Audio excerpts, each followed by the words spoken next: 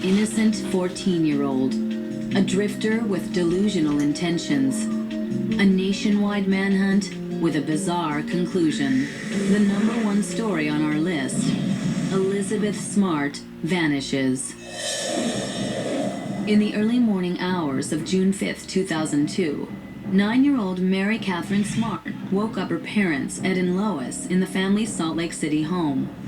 Mary Catherine had come in and came over to Lois's side and said, "Mom, somebody has taken Elizabeth." I went into her room and nobody was there, and Mary Catherine said to her, "Mom, you're not going to find Elizabeth. A man has taken her." Elizabeth was the second of 6 children. The Smart family was devoutly Mormon. She was just this happy, smiling baby. She was just a sweetheart. When news broke that 14-year-old Elizabeth had been abducted, friends and neighbors quickly rallied to help. The search for Elizabeth lurched along. Then, 5 months after the kidnapping, Elizabeth's sister Mary Catherine suddenly remembered the man who entered the house that night. Mary Catherine came into the room and said, "I think I know who it is." We just went, "Who? Who was it?" And she said, "Well, I think it was Emmanuel." The man calling himself Emmanuel was actually a 48-year-old drifter named David Mitchell. In November 2001, 7 months before Elizabeth's disappearance, the Smarts hired Mitchell to work on their home renovation.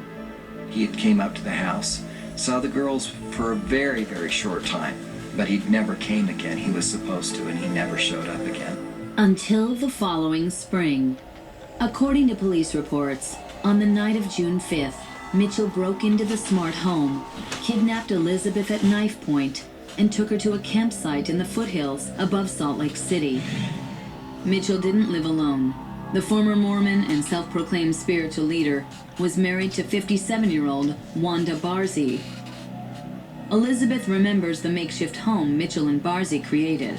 They had leveled off a part of the mountainside. It was just a tent and some tarps, and behind where the tent was, they had been digging out like an underground home sort of thing. While thousands of volunteers searched, no one suspected the 14-year-old was being held captive just a few miles from her own home. Elizabeth could hear the searchers calling for her, but she'd been threatened and was unable to respond. I thought this was just another case where maybe years later they'd find my remains. But as the time went on, I just made a resolution to myself that no matter what it took, I would survive. According to police records, Elizabeth suffered repeated abuse and threats of violence, but the teenager never lost hope that she would someday be reunited with her family. I just knew I had to survive no matter what happened, so just my natural survival instincts kicked in, I suppose. Elizabeth began keeping a diary. They were able to read everything that I wrote, and so they could say yes, no, that you can't write that. But I had taken 2 years of junior high French. In broken French, Elizabeth managed to chronicle her true feelings. At the bottom of every page, I would do my best at writing down the truth, that it wasn't my choice and that I hated it, and the falseness of the whole situation and how wicked they were and evil.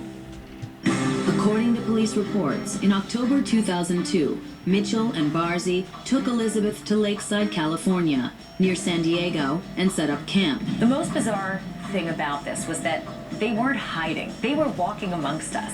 Wanda and Elizabeth would wear blue veils over their faces and kerchiefs. If you look closely at some of the pictures, you can certainly see that that's Elizabeth Smart. In January 2003, a segment about Elizabeth's disappearance ran on America's Most Wanted. Tips came pouring in. His ex-wife called and said, "This is a guy named Mitchell." His children, stepchildren, called 4 of them separately and said, "He's not clean-shaven anymore. He's got a beard. He wears all kinds of bizarre clothing. We always thought that he was obsessed with young girls. We'll help you." In March 2003, America's Most Wanted ran a second story with a more detailed description of David Mitchell. At the same time, Mitchell, Barzy, and Elizabeth were hitchhiking back to Salt Lake City. On March 12, 2003, The unusual trio was spotted almost immediately as they arrived in Sandy, Utah, a suburb of Salt Lake. 2 different families had seen America's Most Wanted, and they said, hey, that's that Emmanuel guy. And they called the Sandy police, who came and interviewed him. Police caught up with Mitchell, Barzy, and Elizabeth. But according to published reports, Elizabeth initially identified herself as Augustine Marshall. At first, I think Elizabeth didn't believe that she was safe or anything. And they said, Elizabeth, you're safe now. Your family needs you. All 3 were taken to the Sandy Police Department. Mitchell and Barzy were placed under arrest. On March 12th, I had a phone call about 1 o'clock from Detective Parks, and he said, Ed, I want you to come out of the Sandy Police Department as quickly as possible. And I remembered coming to this door, and there was Detective Parks, and he says, Ed, I think we found Elizabeth. I was taken to the Salt Lake police station, and I was taken in a room for questioning for a minute, but then my parents demanded that I be brought out, and so then I saw my whole family. And I was very happy. I grabbed her, and I was just crying and bawling and thinking, what a miracle this was. What a blessing that we would be able to have our daughter back. Mitchell and Barzy were charged with aggravated kidnapping, burglary, and sexual assault. Both Mitchell and Barzy are being held in federal custody. A court must still decide whether they are mentally competent to stand trial. Meanwhile, Elizabeth Smart finished high school and went on to major in music at Brigham Young University in Provo, Utah.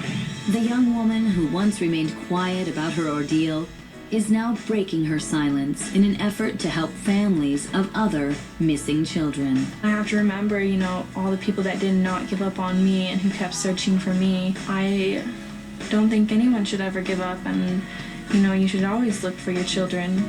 So I just have to look at my own life and think of how lucky I am, and I'm not God's only daughter. He has millions of them, and he loves them just as much as he loves me.